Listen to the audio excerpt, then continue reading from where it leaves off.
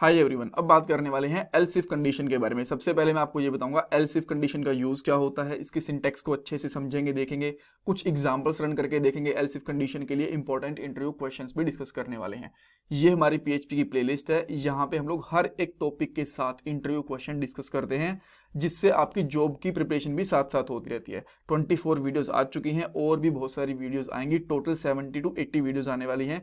Link आपको description box में मिल जाएगा, पूरी प्लेलिस्ट आराम से देखना। ऑलराइट, अब बात करने वाले हैं कि एल्स इफ कंडीशन का यूज क्या होता है। देखो, एक चीज मैं आपको पहले बोल देता हूं, अगर आपको ये नहीं पता कि इफ कंडीशन क्या होती है तो वो वाली वीडियो पहले देख लेना, वो वाला टॉपिक देख लेना, इससे आपको आराम से चीजें समझ में आएंगी, अदरवाइज आपको काफी प्रॉब्लम होगी। जो वीडियो नंबर भाई 23 है ना, ये एक बार देख लेना। ऑलराइट, सो होता क्या है कि इफ कंडीशन के अंदर हमारे पास एक स्टेटमेंट होती है, अगर वो स्टेटमेंट ट्रू होती है, वो कंडीशन ट्रू होती है, तो हमारा एक कोड होता है वो एग्जीक्यूट होता है, अदरवाइज वो एग्जीक्यूट नहीं होता। राइट, एल्स इफ के अंदर क्या होता है कि हमारे पास एक से ज्यादा कंडीशंस हो सकती हैं।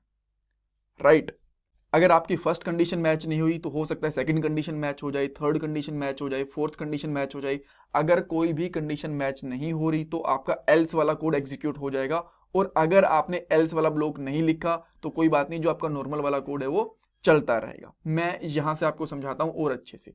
इफ कंडीशन जो मैं आपको बता रहा हूं ना, 23 वाला पार्ट, इसके अंदर मैंने आपको इफ कंडीशन के बारे में बताया था और इसका सिंटेक्स था यहां तक, जहां से ब्रैकेट क्लोज हो रही है। राइट, यहां तक इसमें कंडीशन थी, अगर वो कंडीशन ट्रू हुई तो इसके अंदर वाला कोड एग्जीक्यूट होता है।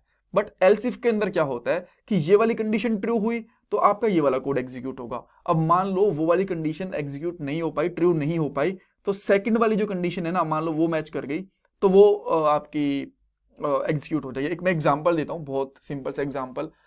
यहाँ पे कैसे कंडीशन बना सकते हैं, अगर मान लो किसी के 30 से कम नंबर आए हैं, 30 से कम मार्क्स आए हैं, तो आप जो फर्स्ट कंडीशन है वो एग्जीक्यूट कर सकते हो। अगर किसी के 50 से कम मार्क्स आए तो सेकंड कंडीशन एग्जीक्यूट कर सकते हो। किसी के 70 से कम मार्क्स आए तो उसके लिए एक अलग से कंडीशन लिख सकते हो। अगर 70 से अबो 100 तक मार्क्स हैं तो उसके लिए एक अलग से कंडीशन लग सकते हो। और 0 मार्क्स है या फिर एग्जाम नहीं दिया तो उसके लिए एक एल्स ब्लॉक लगा सकते हो। राइट, इस तरीके से हमारे पास क्या होता है कि मल्टीपल कंडीशंस बन जाती हैं और उनके हिसाब से हम लोग कोड को एग्जीक्यूट करते हैं। ठीक है, यहां पे आप एग्जाम्पल भी समझ सकते हो। ये एप्पल वाला एग्जाम्पल मैंने इफ कंडीशन के अंदर भी दिया था, बट वहां पे इतना ही कोड था। अब मान लो अगर आपके पास एप्पल है तो आप एप्पल खा सकते हो, और कुछ भी नहीं है तो एल्स वाले ब्लॉक के अंदर ही कुछ भी खा सकते हो। अगर एप्पल नहीं है तो कुछ भी खा सकते हो। यहाँ पे क्या है, एल्स इफ वाला ब्लॉक, ये वाला ब्लॉक भी ऐड हो गया कि अगर एप्पल है तो एप्पल खा लो।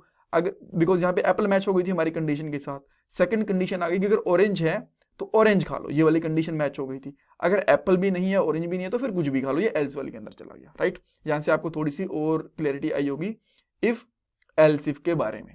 राइट, डोंट वेरी, अगर आपको अभी भी चीजें समझ में नहीं आई तो अब डेफिनेटली आएंगी। अब हम लोग कोड आराम से रन करके देखेंगे।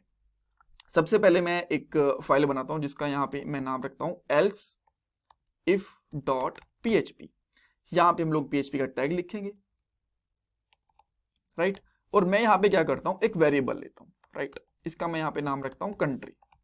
ठीक है, कंट्री मान लो मैं बाय डिफॉल्ट रख लेता हूं इंडिया।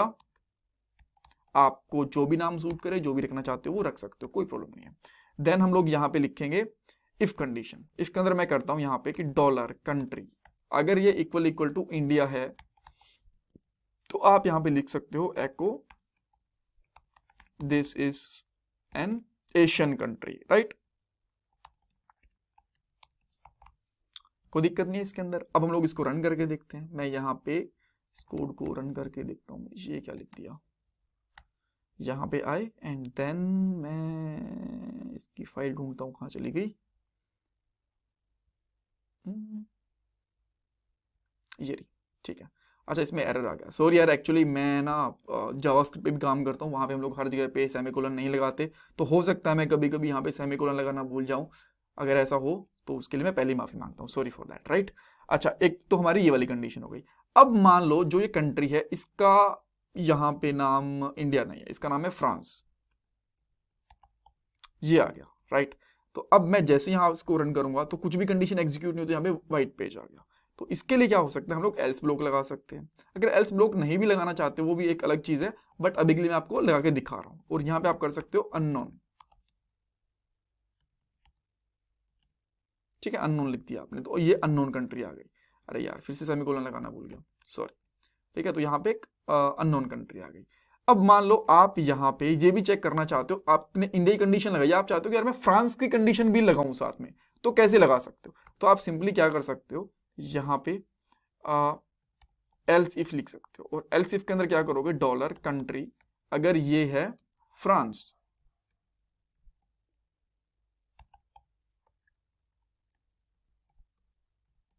फ्रांस इस तरीके से, तो आप लोग यहाँ पे एक और कोड है वो एग्जीक्यूट कर सकते हो। जैसे कि मैं यहाँ पे लिखता हूँ इसके लिए कि this is N European country, right, तो मैं यहाँ पे लिखूंगा यूरोपियन,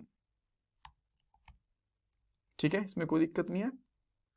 ऑल राइट, ओके, सो अब इसको एग्जीक्यूट करके देखते हैं। जैसे मैं इसको एग्जीक्यूट करूंगा, अब आ गई ये this is a European country. अब मान लो आपके पास कंट्री फिर चेंज हो गई, तो आप उसके जैसे देखो, इफ के अंदर हमारे पास एक ही कंडीशन होती थी, एल्स इफ के अंदर कितनी हो गई, एक से ज्यादा हो गई, ठीक है। अब ऐसा नहीं है कि बस एक ही एल्स इफ लगा सकते हो, आप एल्स इफ और भी लगा सकते हो, यहाँ पे भी लगा सकते हो। मान लो यहाँ पे आप कनाडा चेक करना चाहते हो, राइट, मैं कोड लिखूंगा, कॉपी पेस्ट नहीं करूंगा, बिकॉज जितना लिखते हैं उतनी हमारी प्रैक्टिस बढ़ती है और हम लोग कोड अच्छे से लिख पाते हैं। मैं यहाँ पे लिखता हूँ एल्स इफ, और इसमें लिखूंगा डॉलर कंट्री, और एक्चुअली यहाँ पे डबल इक्वल टू आएगा, गलती से मैंने सिंगल इक्वल टू कर दिया था।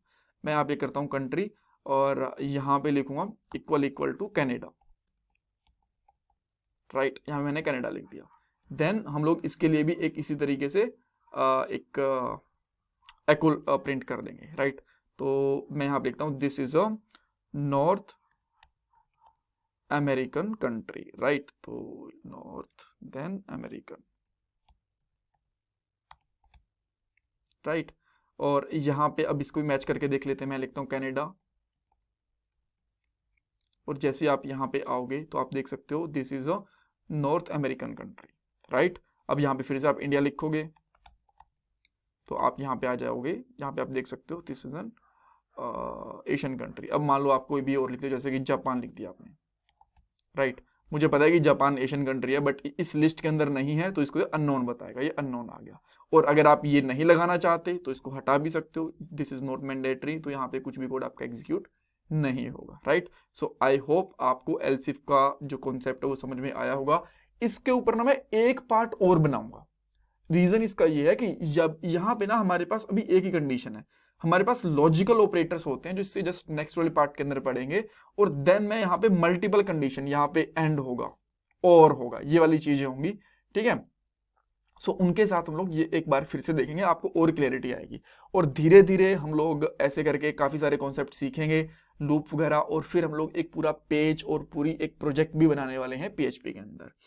इंटरव्यू क्वेश्चन के लिए देखो, पहली चीज ये पूछी जाती है आपसे कि एल्स इफ और इफ एल्स, इन दोनों में क्या फर्क होता है। लास्ट वाले पार्ट के अंदर मैंने आपको इफ एल्स बताया था, अब एल्स इफ बताया, तो इन दोनों को पार्ट को देख के आप लोग आराम से डिफरेंस आइडेंटिफाई कर पाओगे, सिंटेक्स चेक कर सकते हो। उसके बाद में आपसे ये पूछ सकते हैं कि हम लोग एक बार में कितने एल्स इफ लगा सकते हो। आप बोलोगे इसकी कोई लिमिटेशन नहीं है, आप चाहो तो 2 लगाओ, 10 लगाओ, 20 लगाओ, कोई दिक्कत नहीं है, राइट।